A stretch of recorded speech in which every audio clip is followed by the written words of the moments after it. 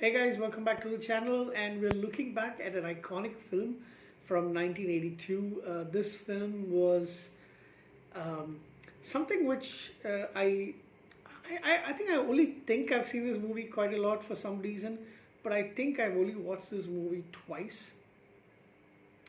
Once as a teenager, maybe like 13 or 14, I guess, and once when I was much younger. I'm talking about Rambo First Blood, or I actually know this movie is to be as just First Blood, but I guess they call it Rambo First Blood as well because it's our introduction to Rambo and the franchise that came as Rambo. It's not Rocky, but I think I do like the first movie quite a lot. And it's a very different kettle of fish from the other films. I only remember watching the second one once, a long, long time ago, and that was still in the was it still in the 80s? Maybe like 89, 90, 89 or something like that. I remember I watched it in Trivandrum in my cousin's place, my aunt's place, and I haven't watched the third one yet. I watched the fourth one, the one that is in Vietnam or some Asian country. Can't remember. It was actually kind of boring. The last one that I watched, I think I need to just check on the franchise.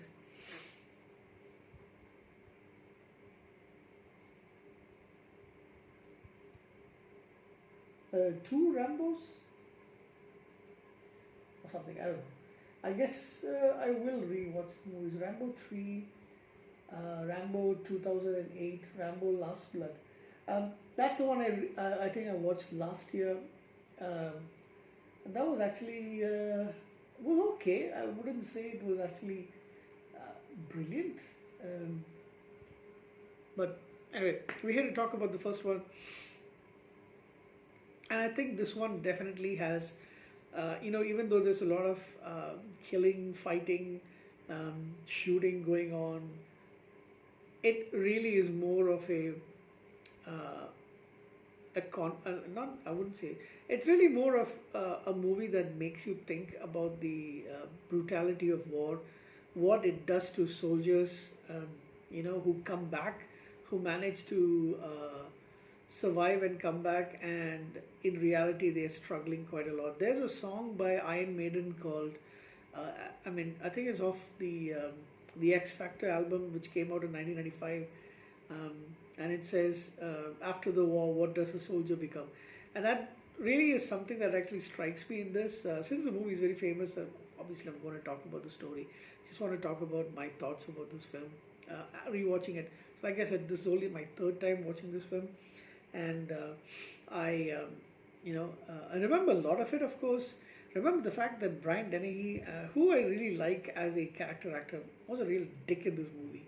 And if it wasn't for him and his, that kind of small town sheriff who kind of has a chip on their shoulder and wants to, you know, um, push their authority a lot, quick to judge, somebody who's got somewhat longish hair, is looking disheveled, doesn't look like he's had a clean bath.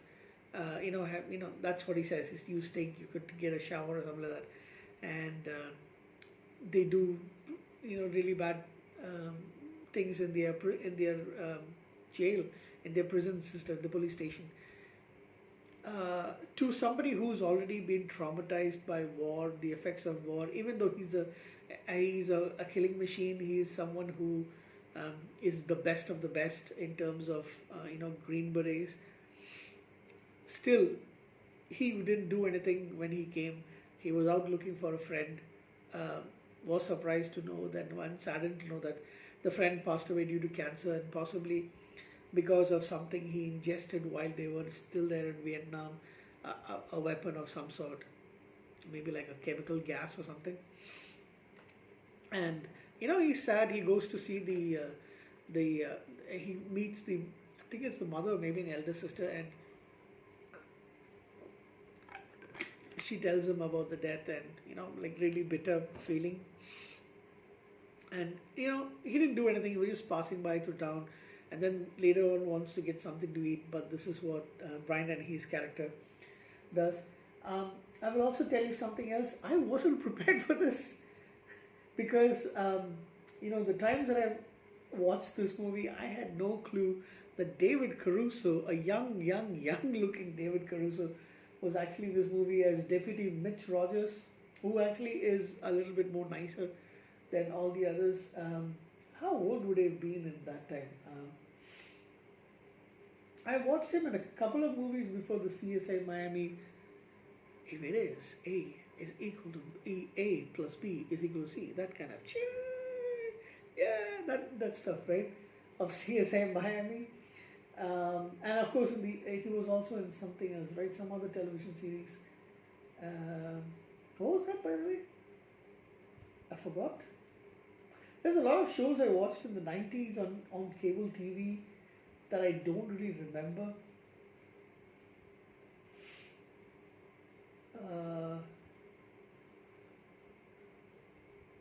What was that show that he was on? Is it? It's another cop show, right? In the 90s. NYPD Blue, sorry, that's the one. Oh, he was only there for one season. He left after that. Okay, yeah, but I do remember. I think I've seen maybe like one or two other movies of him, but I wasn't really prepared to see him. So it was like just a couple of years after he came, started doing films. So then, of course, the chase scene, the fact that is it really the cops trying to hunt him, hunt Rambo down, or is it Rambo hunting them? Richard Crenna, rest in peace. He also really good character actor. I haven't seen him in too much stuff, but yes, I know him mainly from this and a couple of others. He was also in one movie that I watched recently, which I still haven't done the review for that. I will do that soon, which is called Leviathan, and he plays a little bit of a reckless doctor in it. But yeah, this movie really shows out how society kind of treats some people who look a little bit different with kind of contempt, like the other feeling. And even when they find out that this guy is a decorated war hero, as Mitch, who's David Caruso's character, actually finds out, and he says, what are we doing? He's a war hero. He's a decorated veteran from the Vietnam War. Brian Dennehy's character still can't let go of it. The pride that he's got, gets the better of him. Even after they think he's dead, he does go to Richard Crenna's, the Colonel character, and tells him about it. And at the end, kind of saddened, of course, but he doesn't really. He doesn't get killed, of course. Rambo gets to live on, but yeah. So this depiction of a down on his luck former killing machine who's now he doesn't really seem to have a place in civilian society, and the things that war has had him do, and of course the trauma that he's faced, the PTSD, is really, that's also another factor that led the cops to think that he's acting out or he's a little bit crazy. And possibly he's a danger to society, but that's only because they threatened him with a lot of stuff. He didn't start anything. He didn't want the fight to start with them. I can't call it a war anyway. So really, really good movie. Fun to watch as well. I give it an 8 out of 10 for what it is. I think it's possibly one of his best films and one of his best movies, which I really think it stands out. There's some of it that he's done since then is not so great, but this one I think is really one of the best. So I look forward to watching the others, maybe not immediately, but because I have a few things that I wanted to watch, so I'll get to it eventually. But 8 out of 10 for me for Rambo First Blood. Thank you guys. Have a good night.